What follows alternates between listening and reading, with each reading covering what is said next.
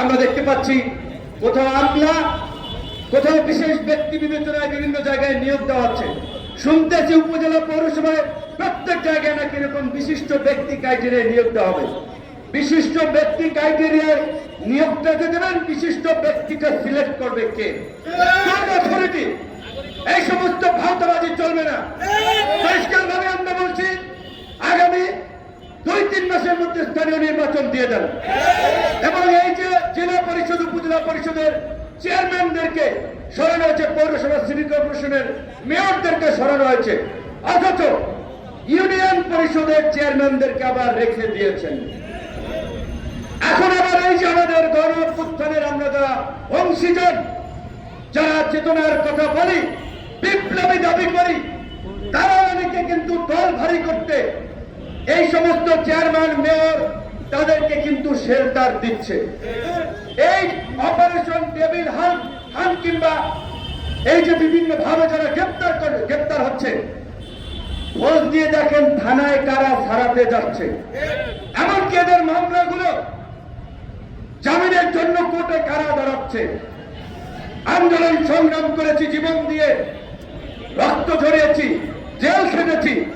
বিপ্লবের পরে নানান সুবিধাবাদী সুবিধাভোগী বিপ্লবী তৈরি হয়েছে।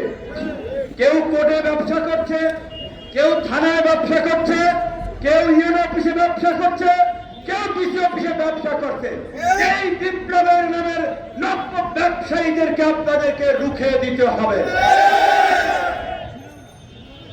এই দেশের একমাত্র রাজনৈতিক দল গণ অধিকার পরিষদ, যারা কোনো সরকারি সুবিধা, গোয়েন্দা সংস্থার প্রেসক্রিপশন, বিদেশি মিশনের পরামর্শে তৈরি হয় নাই। জনগণের চাহিদা অনুযায়ী, জনগণের আকাঙ্ক্ষা অনুযায়ী রাজপথে ধারাবাহিকভাবে গত 7-8 বছরের আন্দোলন সংগ্রামে মধ্য দিয়ে এই গণ অধিকার পরিষদ গড়ে উঠেছে।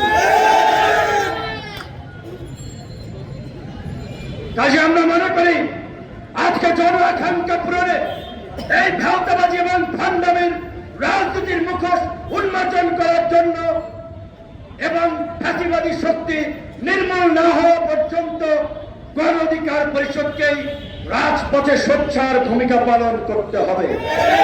তাই আগামী 19 তারিখের জেলাব্যাপী কর্মসূচিতে লিফলেট এবং গণসংযোগের মাধ্যমে দেশবাসীকে কানেক্ট করে যে ঢাকায় পালন করব।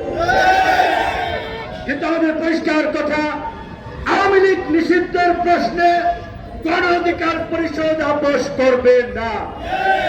প্রয়োজনে যারা আপোষ করবে আমরা তাদের বিরুদ্ধে দাঁড়াবো। ভোটের রাজনীতির জন্য আপোষ করবেন, ব্যবসা বাণিজ্য ধান্দাবাজির জন্য আপোষ করবেন। এই আপোষ যারা করছে, গণমাধ্যমের ভাই বন্ধুদেরকে বলবো, আপনারা এইগুলো নিয়ে একটু খবর প্রকাশ করেন।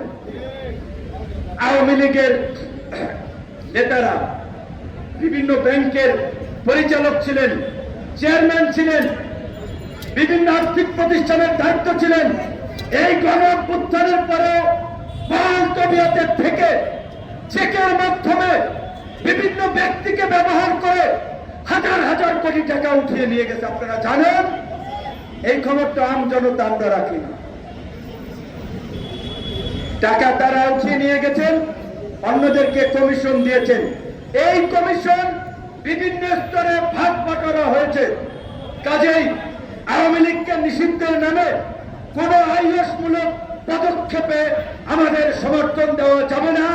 আমাদের অবস্থান হচ্ছে, আওয়ামী লীগ নিষিদ্ধ না হওয়া পর্যন্ত গণ অধিকার পরিষদ সারা দেশে আন্দোলনের পাশাপাশি রাজপথের কর্মসূচিতে থাকবে। এবং আমরা একটা কথা বারবার মনে করিয়ে দিতে চাই, এই জাতি বড় দুর্ভাগা, এই জাতি বড় অভাগা। এই জাতির কৃষক, শ্রমিক, মেহনতি মানুষেরা, এই জাতির বীর সন্তানেরা ইতিহাসের দেশের সংকটে বারবার বুক চিতিয়ে লড়াই করেছে।